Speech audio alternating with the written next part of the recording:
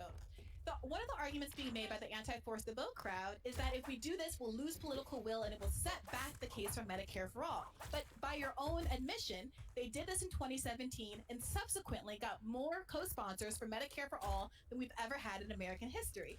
Real quick, nobody cares about a co-sponsor on a bill unless you actually have a majority to pass something. Because when it starts to get to the point to where you can actually pass legislation, the people that are going to support that might start to change. It's very easy to come out and say like people like Romney do this shit all the time. We're like, oh, I'm a maverick. I don't actually support. I shouldn't say maverick because that was McCain's word technically. But like, oh, like I'm not gonna sit here and support everything the president does. Like, oh, cool. That's really easy to say when you're not casting the deciding vote, right? But when it comes time for your vote to matter, when we're talking like confirmations or something, well, now all of a sudden you're 100% aligned with the president's agenda. I don't give a fuck about people co-sponsoring a bill that has zero legislative like future. Like, Congratulations, like you put your name on a piece of paper. That's literally, it counts for shit. It means nothing, right? Like who the fuck cares? So the argument that somehow this is going to cost us politically, I think is really unfounded. Now, I can't prove to you it's going to cost us make that argument. What we saw is that the vote was never held, and instead a bunch of concessions that who knows what the negotiations were like behind the scenes that ultimately didn't add up to much were held out as some big get in a way that felt really disingenuous. And I think that that's why so many people on the left find there to be a credibility crisis. It's not that they hate AOC or hate the squad or want to throw anybody away, but they want to hear a better response, an acknowledgement about why it seems like they sold this enormously important progressive issue for so cheap. But let's play this scenario out. You say there is nothing to lose in this strategy whatsoever. I can tell you that the fact that AOC has led the challenging, I mean, presumably I've heard, and maybe this is wrong, the idea is that the people who vote against Medicare for all, and I don't think we have a president who was elected by saying that even if the House and Senate were to pass Medicare for all, he will veto it.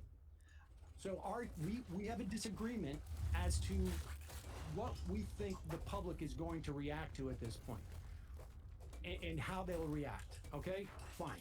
For you saying the momentum created by that, the media attention created by that, the starkness of it.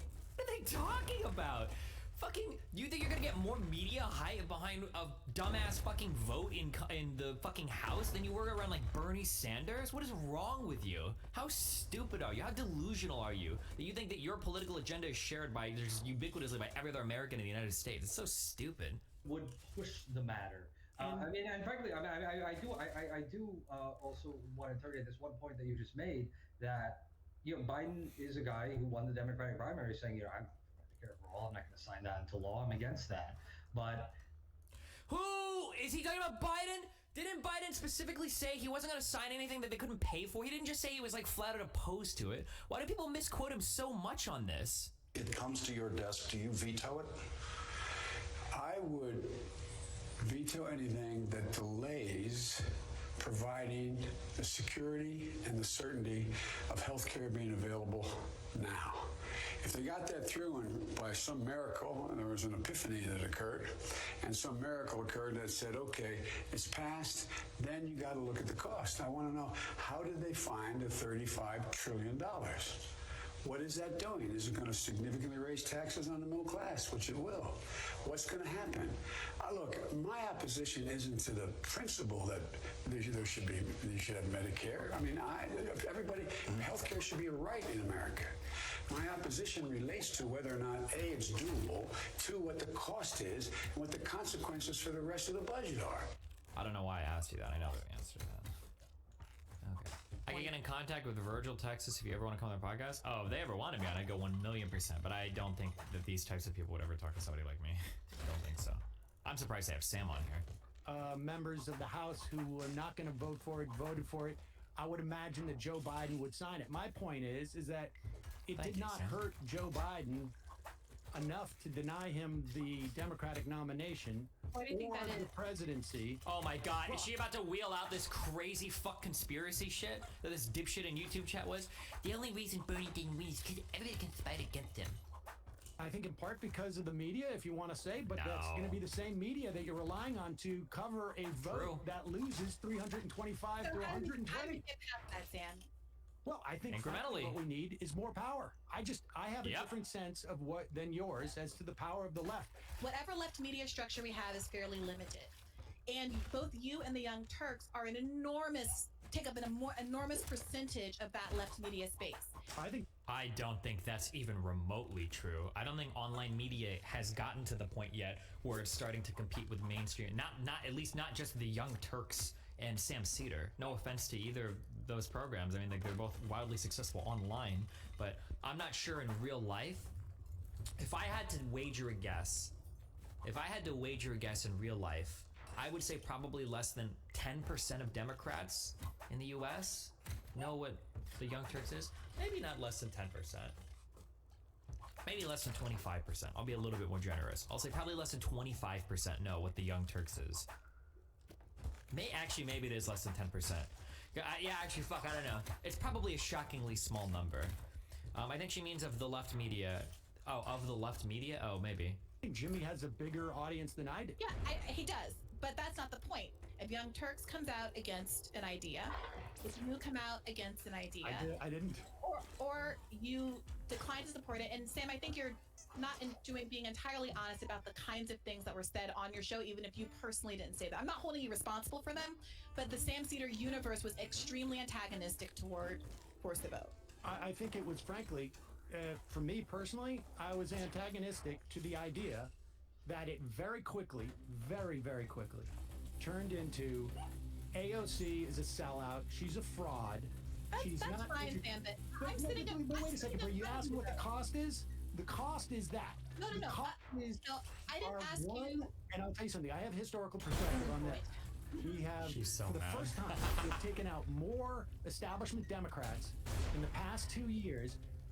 Not exclusively because of her, obviously Injustice Democrats. I really just wanted to make the point that I was making, though, which Okay, go wasn't ahead, about no. any of that. And I would like to say my name is Brianna Joy Gray, not Jimmy Dore. So I would think we should talk about and can Well, talk we're talking about forced to vote, Okay. and there's But the if I can first just finish the name that sentence, is Sam, listed. if I can finish the sentence, I think that we can and should talk about the effect of the approach that Jimmy Dore took. But in this statement that I'm making right now, what I'm trying to say is the argument that was being made is not that you have all the control in the world, $5. but there was an enormous Philosophy Jeff, resistance how do we know that that- felt. I'm not saying coordinated as though it was planned, but all the big players were either silent on the issue or were anti-force the vote for whatever reason. Okay. And what that does ultimately is take what could be a spiral of energy and natural enthusiasm that came up around the idea and deflate it. It is impossible to separate Jimmy from this. You said yourself. You heard about it from me, which I got it from Jimmy.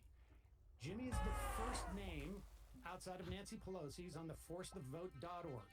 For a long time, there was two supporting agents, and the first one was Jimmy Dore's logo down there. Jimmy Dore turned this into a litmus test for progressives as to whether they were actually on our side. And you asked about the cost. And when it became clear to me that this was going to cost a lot more, like I said, I was open to the idea from the perspective of 1,000 flowers bloom. I didn't necessarily think it was the greatest thing in the world. I thought maybe there were other asks that you could get.